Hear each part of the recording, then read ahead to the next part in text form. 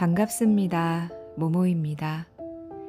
오늘은 나태주 시인의 산문집 약속하건대 분명 좋아질 거예요 함께합니다. 우리에겐 풀꽃이라는 시로 익숙한 나태주 시인님.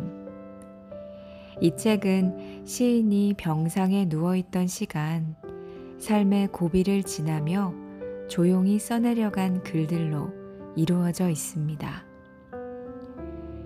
거창한 가르침이 아니라 작고 담백한 문장들로 우리를 위로하고 있는데요.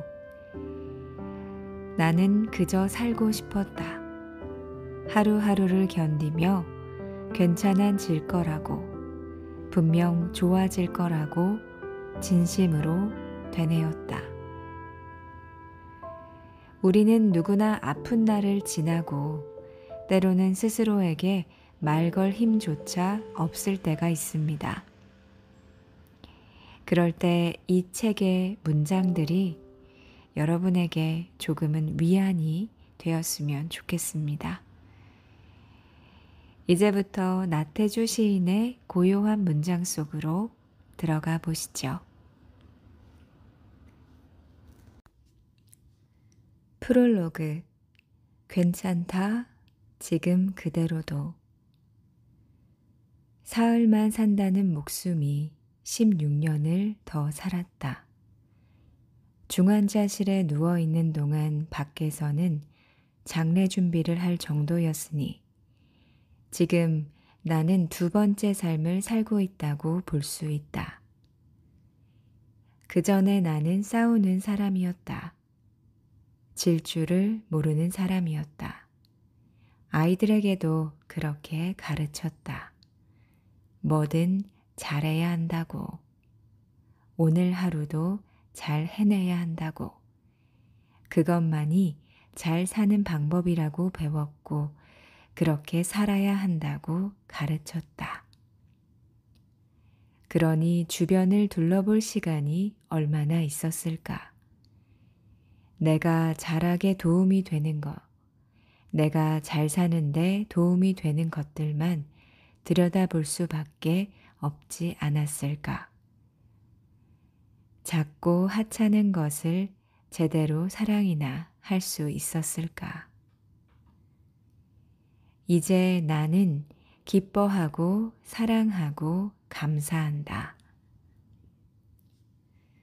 아침에 일어나 밥 한 수저 떴을 때, 그림을 그렸을 때, 딸아이가 전화로 근황을 알릴 때, 꽃이 필 때, 꽃이 질 때, 먹장 구름이 하늘을 덮고 굵은 빗줄기를 내릴 때, 나는 모든 게 기쁘다. 그 사소함에 집중하며 살고 있다. 이 책은 죽을 병에 걸린 사람이 다시 살아나 과거의 잘못과 새 삶을 기록하는 병상 일기가 아니다. 이 책은 내가 아파서야 배운 것에 대한 기록이다. 이 아름다운 세상을 사는 아름다운 사람들에게 기쁨과 긍정의 메시지를 보내고 싶다. 길고 긴 병원 생활도 이제와 생각하니 눈 깜짝할 새다. 새로 산 목숨도 벌써 16년을 굴리고 있다. 정말 빠르다. 이처럼 우리 인생은 아침 기도와 저녁 기도 사이 어슬어슬 어둠이 내려앉는 시간처럼 빠르게 지나간다. 끊임없이 잘 살려고 아등바등 애쓰지 않아도 된다는 걸 이제는 알게 되었다. 기적이란 그 속에 있을 땐 모른다.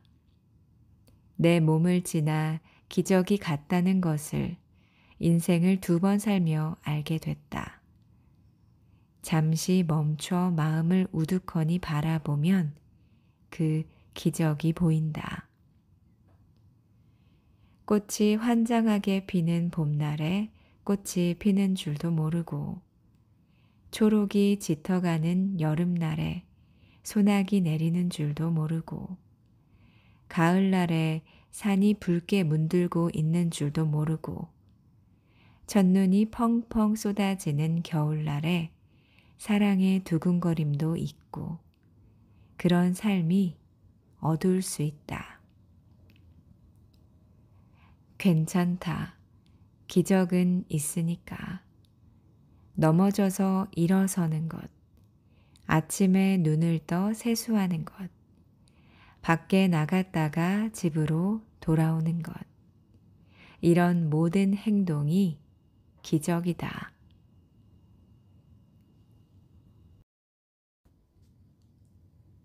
1. 그냥 좋아하는 거 하세요.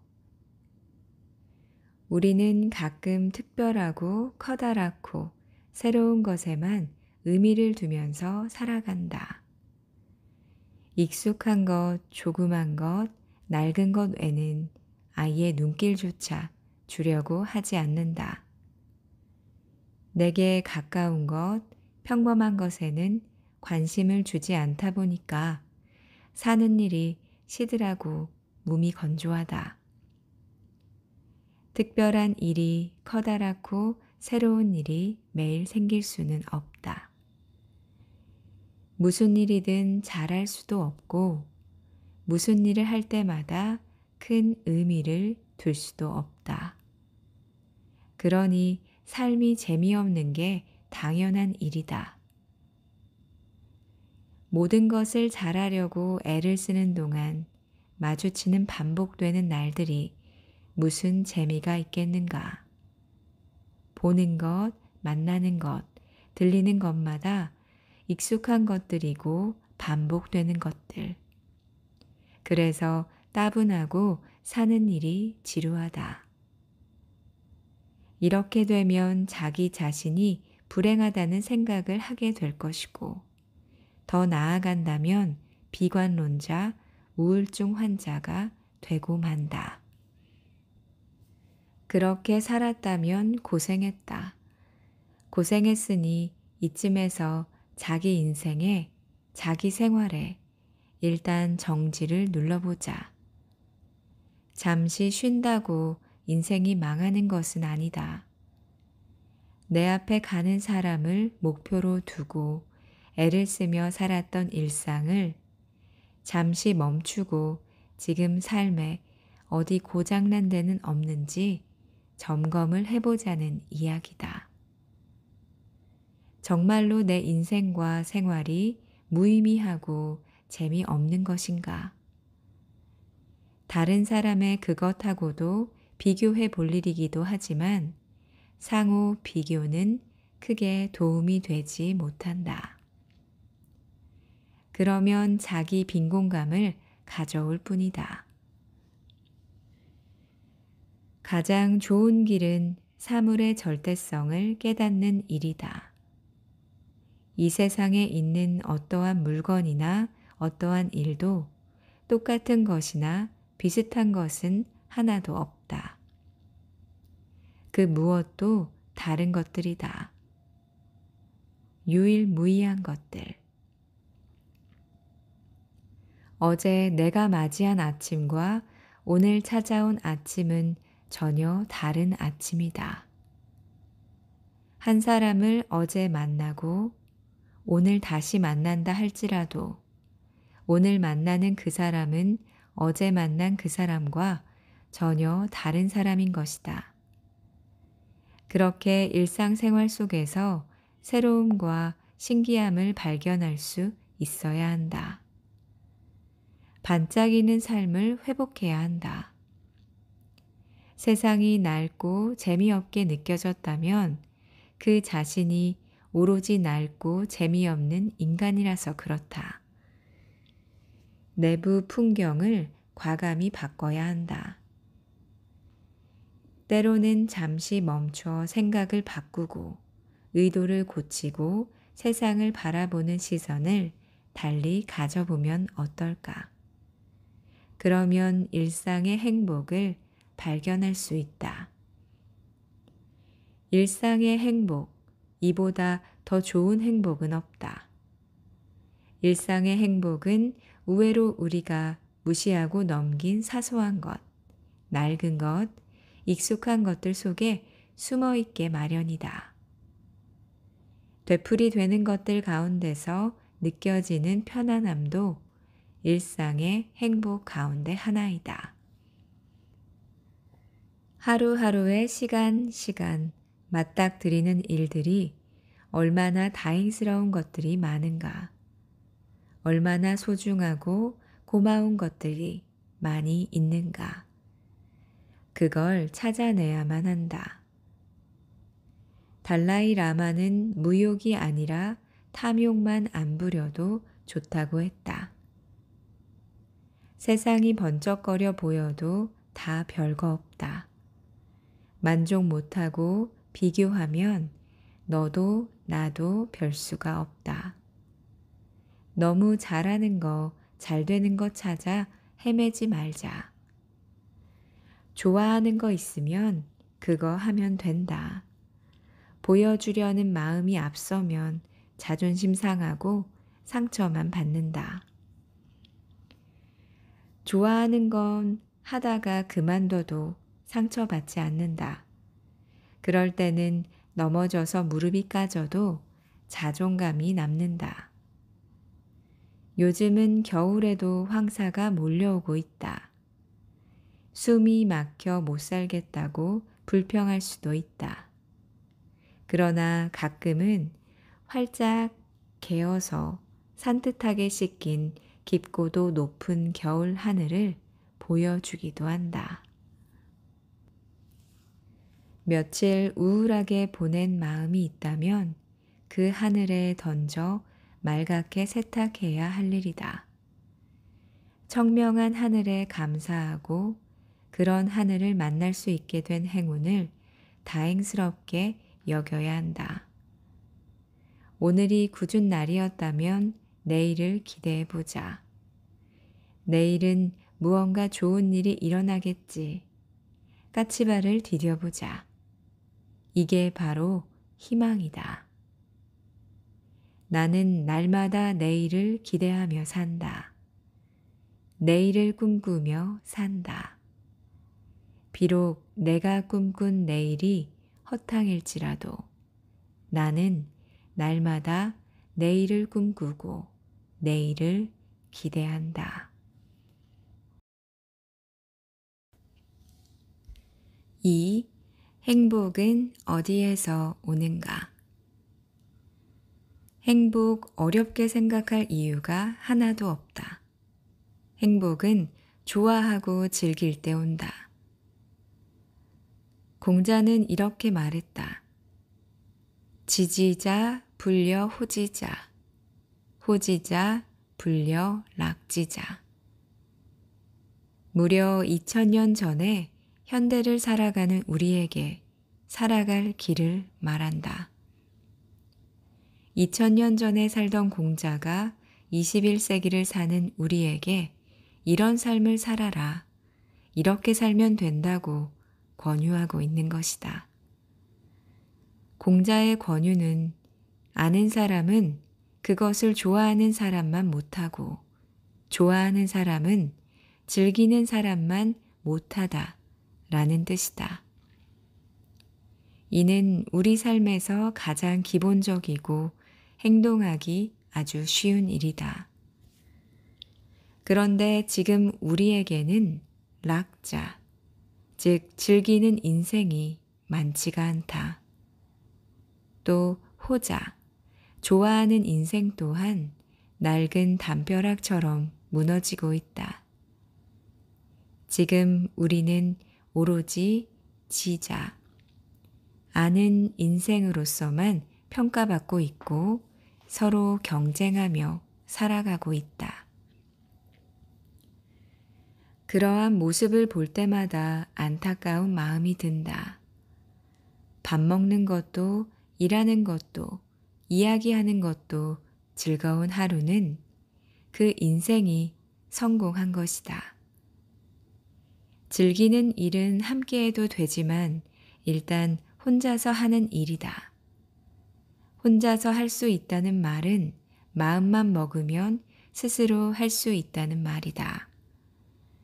좋아하고 즐기는 일은 혼자서 하다 보면 자연스럽게 만족과 자존감이 나오게 되어 있다.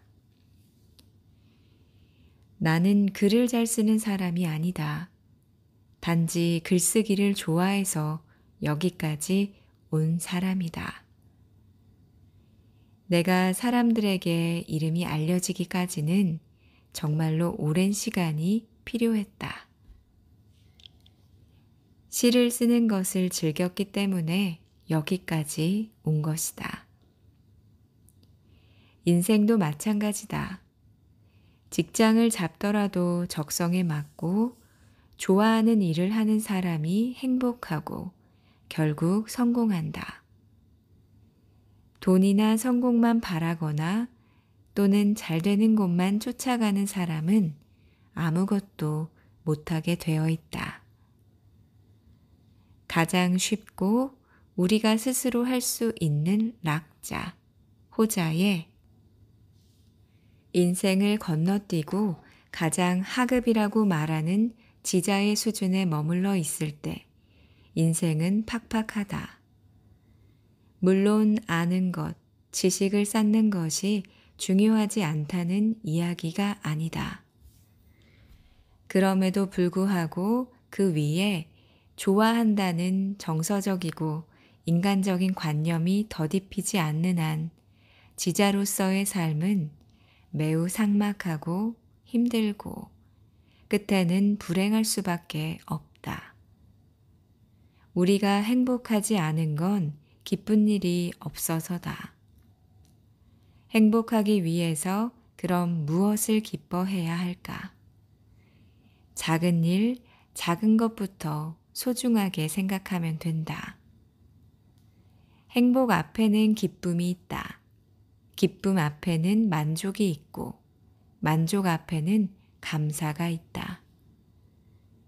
우리가 누리는 것에 감사하고 기뻐할 때 행복은 여지없이 찾아온다. 우리는 서로 기뻐해야 한다. 그리고 기뻐하도록 노력해 주어야 한다. 나는 늙어서 더 행복하다. 젊었을 때는 아주 많이 불행하다고 생각했다. 불행한 게 아니라 내가 불행하다고 생각했다. 그렇기에 지금 나는 행복한 것이 아니라 행복하다고 생각한다. 그래서 말하고 싶다.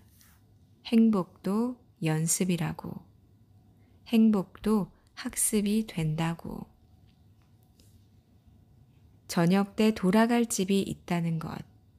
외로울 때 혼자서 할 수 있는 일이 있다는 것. 그것을 연습하고 학습하고 깨달을 때 행복은 비로소 자기 것이 된다.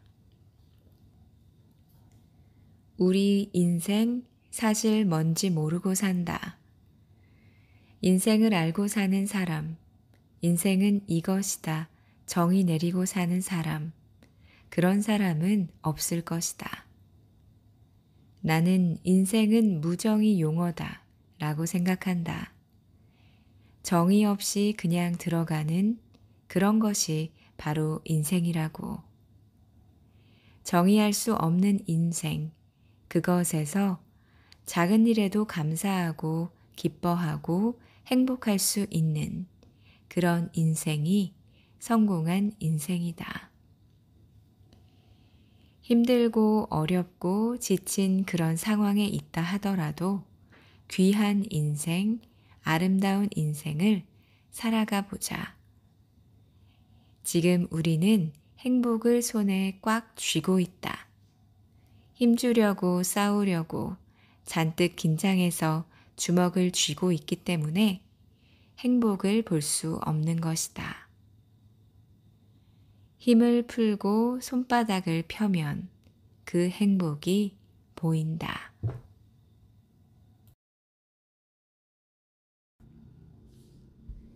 져줄 줄 아는 사람. 우리 삶은 어차피 하나의 게임과 같다. 올라가면 내려가고 이기는 편이 있는가 하면 지는 편이 있게 되어 있다. 기왕이면 올라가는 인생, 이기는 인생이기를 다들 소망한다. 그러나 항상 이길 수 없다는 데에 우리 고민이 따르고 아픔이 생긴다. 열악한 환경에 처했을 때 인간은 조그만 승부욕에 더욱 집착하게 되어 있다. 이겨야 한다. 져서는 안 된다. 그렇게 스스로를 닥달하게 된다. 내 경우도 마찬가지. 무엇 하나 남보다 우월한 게 없었다. 어린 시절엔 인간적 노력보다는 타고난 조건이 더 중요하게 작용된다. 신체적 조건, 부모의 직업, 가정 경제, 고향, 가문 등 정말로 내세울 거란 하나도 없었다. 머리 하나 명석하다는 것이 어려서부터 어른들이 거는 기대였다. 이런 경우 사람은 편벅지게 되어 있다.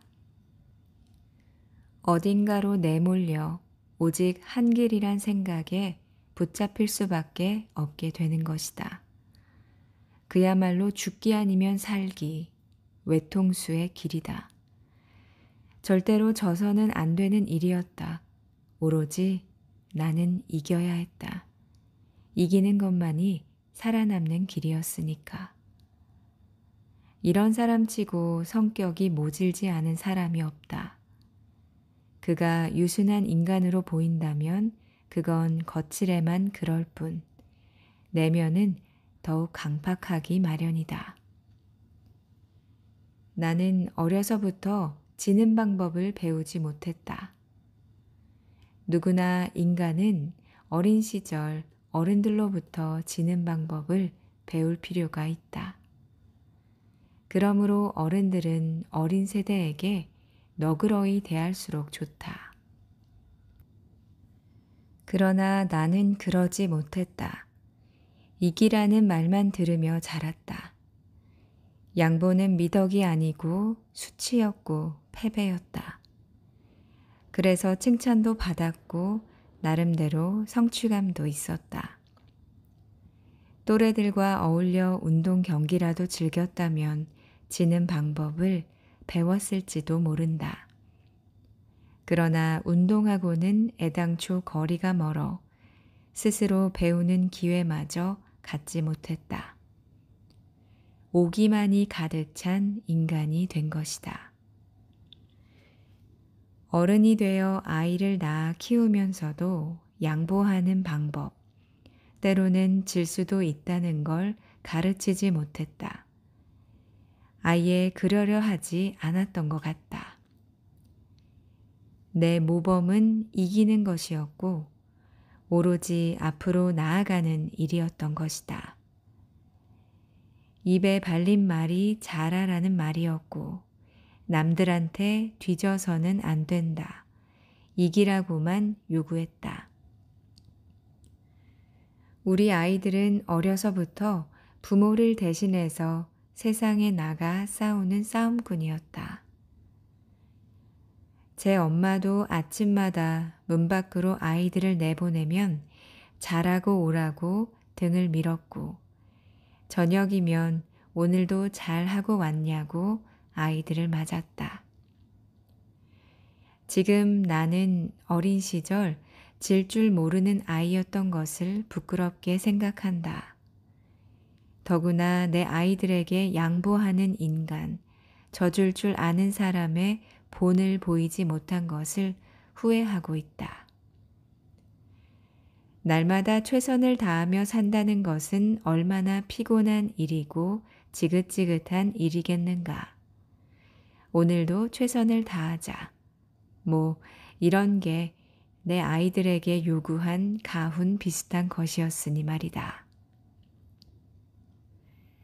다른 사람을 이기고 자기 자신을 이기는 사람이 성공한 사람일까? 이제야 나는 그렇게 생각하지 않는다.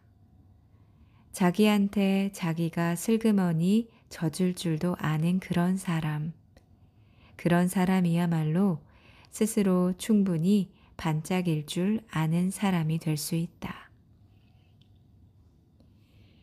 딸아이한테보다 아이한테 지는 것을 가르치고 본을 보여주지 못한 게 참으로 안타깝다. 너무나 경직되게 사는 모습만 아이들에게 보여주었고 또 바라지 않았나 싶다. 질 줄 아는 것도 마음의 능력이다. 그건 마음의 넓이, 유연함, 너그러움이 있어야 가능한 일이다. 빡빡하게 사는 인생, 앞서는 인생, 승리하는 인생도 좋다. 그러나 때로는 슬그머니 져주는 인생도 부드럽고 여유 있어서 충분히 아름다울 수 있는 인생이다. 기회가 허락한다면 이제라도 아들아이에게 져주고 싶다. 양보하며 살고 싶다. 한 번이 아니라 여러 차례 그렇게 하고 싶다. 그래서 내일날 아들아이가 제 아이를 낳아서 기를 때 질 줄도 알고 양보할 줄도 아는 인간의 본을 보여주기를 희망한다. 나는 오늘 산을 그렸다. 병상에 누운 지 넉 달째. 처음 입원했던 대전병원에서 한 서울병원으로 옮겼다. 2차 진료기관에서 3차 진료기관으로 옮긴 것이다. 많이 늦은 느낌은 있지만 그래도 늦은 때가 빠른 때란 말을 믿고 저지른 일이다. 병실에서 한강이 내려다 보인다. 서울의 강이며 우리의 강. 민족의 한과 기쁨과 역사를 가슴에 안고 침묵으로 흐르는 강. 사흘 밤낮을 꼬박 내려다본 한강은 크고도 넓고도 넉넉했다. 지금껏 보아온 어떠한 강물보다 너그러운 강물이었다. 맑고도 푸르고 융융한 흐름을 지닌 강물은 푸근한 모성의 품을 연상케 했다. 강물은 우리에게 흐르는 마음을 준다. 출렁이는 마음, 설레는 마음도 준다. 하지만 지금의 나에게는 안정된 마음이 절실하게 필요하다. 고요하고 그윽하고 평화로운 마음이 요구되는 것이다. 나처럼 감성적이다 못해 격정적이기까지 한 사람은 듣고 보는 모든 것들, 이런 것들의 영향을 쉽게 받기 때문에 더더욱 그러하다. 강물이 보이는 병실에서 옮겨진 병실은 다행히 동쪽 방향에다가 산줄기가 건너다 보이는 방이었다. 아파트 숲을 너머로 보이는 산줄기는 그 선이 그릴 수 없이 아름다웠다. 어떤 것은 기와지붕 모양으로 보였고 어떤 것은 초가지붕 모양이기도 했다. 아침마다 산봉우리들은 해를 등에 지고 내게로 다가오곤 했다. 날씨가 맑은 날이면 더욱 아름다운 자태를 자랑하곤 했다. 날마다 아침마다 산을 바라보는 것이 일과가 되다시피 했고 또 산을 바라보는 일은 커다란 위안을 안겨주었다. 저 산을 그려보면 어떨까? 여러 날을 마음속으로만 망설이다가 어느 날 끝내는 연필을 들었다. 양쪽 팔뚝에 링것줄이 꽂혀 있지만 연필을 꼬나 잡은 손가락에 힘이 솟았다. 아름다운 산의 능선만 보면 가만히 있지 못하던 내가 아니었던가. 절로 마음이 뜨거워지고 미치던 내가 아니던가. 울멍울멍 이어진 산의 능선을 눈빛으로 붙잡아다가 천천히 종이 위에 고정시켜 나갔다. 아, 다 그렸다. 가슴 속으로 찌르르 쾌재가 왔다. 대학 노트 크기 한 장일 뿐이지만 연필로 바탕 그림을 그리고 그 위에 붓펜으로 덧칠을 하다 보니 제법 많은 시간이 흘렀다. 근경으로 아파트 마을을 그리고 중경으로 야산을 넣고 그 위에 물결쳐간 먼 산줄기를 그렸다. 그림을 다 그리고 나니 저녁에 지는 햇빛이 산의 능선을 비추고 있었다. 산줄기는 그 능선만 있는 것이 아니라 봉우리로부터 아래쪽으로 내리닫는 골짜기에 선도 있었다. 거기에는 짙고 엷은 생각의 음영까지 가 있어서 더욱 산을 신비롭게 보이도록 했다. 아, 지는 햇빛 아래서 바라볼 때 산의 진짜 모습, 그 진가가 나타나는 거구나. 다음번에 산을 그릴 때는 이런 것들도 충분히 고려해야지. 그것은 조그만 발견이었고 조그만 기쁨이었다. 병상에 누운 사람이 무슨 그림을 그리고 산의 이야기를 들먹이느냐고 핀잔을 하는 사람이 있을지 모른다. 하지만 오늘 산을 그림으로 마음속으로 그 누구도 짐작하지 못할 은밀한 정신의 희열을 맛보게 된다. 마음의 힘을 느낀다. 좋아지겠지. 내일은 오늘보다 더욱 좋아질 거야. 그럼 그렇고 말고 믿어야지. 분명히 그럴 거야. 종이 속에 그려넣은 산봉우리들은 나이 많고 지혜로운 노인처럼 나를 향해 고개를 끄덕거려 주는 것만 같다. 오늘은 산을 그린 날. 기쁘다. 고맙다. 나는 오늘도 이렇게 살아서 숨쉬고 있는 한 사람이구나. 이 얼마나 감사한 일인가. 에필로그. 그대도 기죽지 말기를. 누구나 사람들은 살고 싶어서 살고 죽고 싶어서 죽는다. 이것을 알아야 한다. 삶의 의지와 지향이 중요하다. 아무리 건강하고 젊은 사람이라도 그가 죽고 싶으면 죽는 것이다. 하지만 아무리 병약한 사람이라도 자기가 살고 싶으면 살아남는다. 그것이 바로 생명의 속성이다. 나 또한 살고 싶어서 살았다. 죽을 지경이 되었지만 살고 싶은 마음이 더 강해서 살았다. 사람들은 이 점을 잘 모르거나 가끔 잊어버리는 것 같다. 사라지는 것이 아니다. 살아내는 것이다. 그러므로 모든 생명은 거룩한 것이고 순간순간의 삶은 빛나고 아름다운 것이다. 자기한테 지면 죽는다. 자기를 포기하면 죽는 것이다. 우리는 죽지 않기 위해서 자기 자신에게 지지 않을 필요가 있다. 대략 사람들은 죽음이 우리를 찾아오는 줄 알지만 사람이 죽음을 찾아가는 것이다. 어찌 우리가 나이든 사람이 되었는가? 나이든 내가 나를 찾아왔는가? 아니다. 내가 나이든 나를 찾아간 것이다.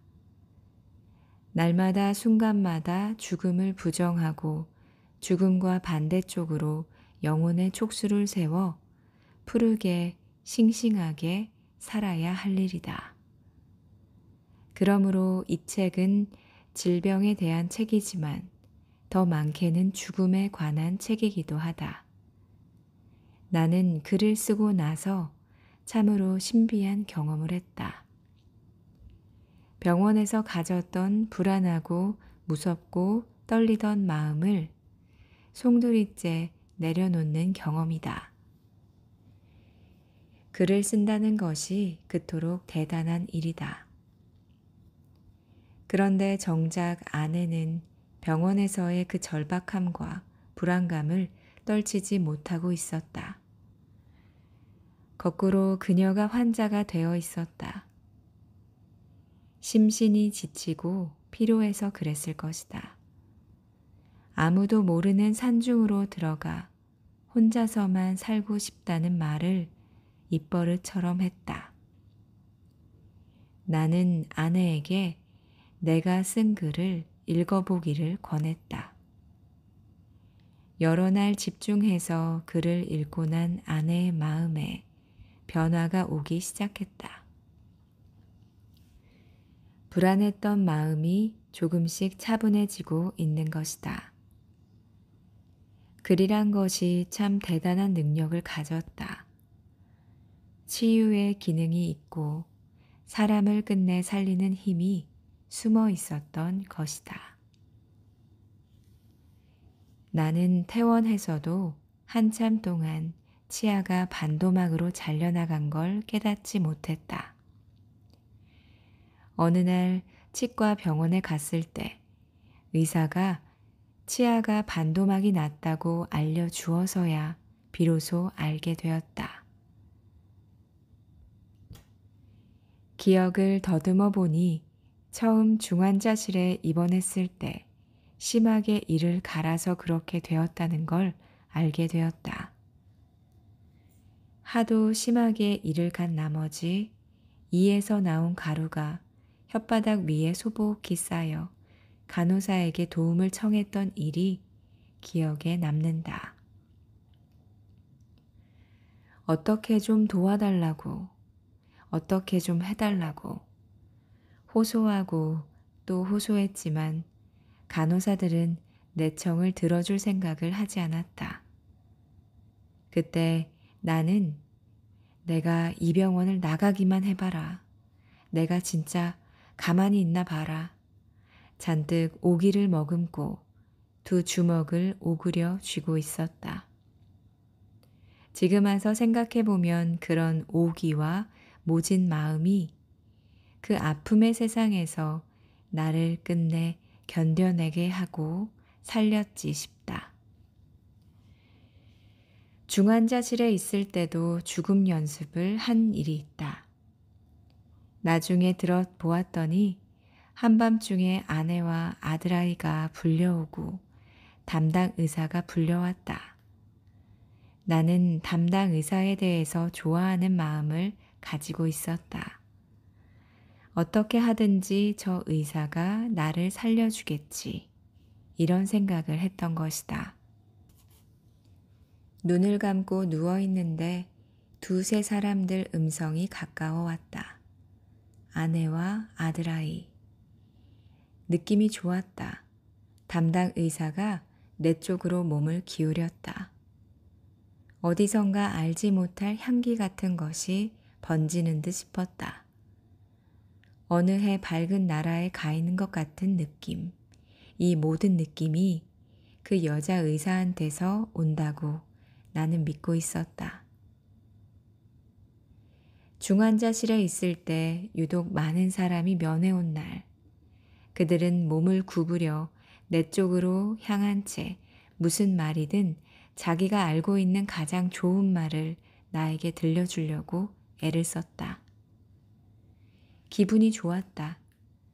그들이 몸을 구부릴 때마다 나는 그들로부터 경배를 받는다는 생각이 들었다. 아, 내가 이렇게 위대한 사람이 되었구나. 몸이 공중으로 뜬 느낌. 하지만 중환자실에서 2인실로 왔을 때 너무도 몸이 아픈 것을 느꼈다. 특히 등의 뼈 부분이 그렇게 아플 수 없을 만큼 아팠다. 심지어 침대 스프링이 모두 터져 나와 등뼈를 찌르고 있다고 생각했다. 그래서 아들아이와 아내더러 침대 바닥 부분을 살펴보아 달라고 부탁까지 했다. 이제와 생각해보면 꿈만 같은 일이다. 하지만 이런 아프고 힘든 기억들이 오늘날 나를 잘 살게 하는 원동력이 되고 있다. 더러 사는 일이 지치고 짜증나고 힘겨울 때마다 중환자실에서 이를 갈면서 보냈던 날들을 떠올린다. 오늘 내가 이렇게 살아있는 사람인 것이 얼마나 고마운 일인가. 지금도 뜨거운 음식을 먹으면 이에 통증이 온다. 뜨거운 음식이 달아진 치아 부분에 닿아서 그렇다. 하지만 그것이 나의 생명 감각이다. 이 순간에도 살아있구나 싶은 환희. 비록 내가 젊은 나이는 아니지만 살아난다는 보장만 있다면 시절에 죽을 병에 한번 걸려보는 것도 나쁘지 않겠다. 이런 생각이 들기도 했다. 삶은 어떠한 순간, 어떠한 사람의 것이든 그것은 빛나는 것이며 아름다운 것이며 지극한 축복이며 감사이며 행복이며 기쁨 그 자체이다. 아니, 삶 그 스스로 그 자체, 자연, 우주 그 자체 본질이다. 누구든 삶 앞에서 헛소리 하지 말라. 죽지 못해 산다. 죽고 싶다. 마지 못해 산다. 그런 말 하지 마라. 이는 삶에 대한 모독이다. 다만 살고 싶어서 산다. 끝내 살아내고 싶어서 기어코 살고 싶어서 사는 것이 바로 인생이다. 어느 날 중환자실에 오셔서 죽어가는 아들을 두고 다급한 나머지 나에게 들려주신 우리 아버지 말씀대로 이 세상은 아직도 징글징글하게 아름답고 빛나는 세상인 것이다. 내 일생은 스캔들이 별로 없었던 밋밋한 일생이다. 그런데 인생 후반에 와서 몸을 가지고 크게 사고를 치고 말았다. 3일만 산다는 목숨이 16년을 더 살았다. 덤으로 받은 인생, 선물로 받은 인생에 대해서 감사를 드린다. 또 이런 목숨을 허락하신 신과 가족, 친지, 벗이며 이웃들 앞에 고개 숙여 사랑을 드린다. 그렇기에 나는 날마다 기적의 사람이다. 그렇다면 당신 또한 기적의 삶이 사는 사람이 아니라고 할 수 없는 것이다. 그렇다. 당신은 기적의 사람이다. 기적은 당신 몸속에 있다. 우리는 수많은 날을 그 기적을 느끼지 못하고 산다. 하지만 암흑 같은 날들이 다가올 때 그 기적은 나온다. 내가 기적이고 당신이 또 기적이다. 우리들 하루하루가 기적이고 1년 365일이 하루같이 기적이다. 그래서 나는 말할 수 있다. 지금 삶이 아무리 힘들고 어려워도 약속하건대 분명히 좋아질 것이다.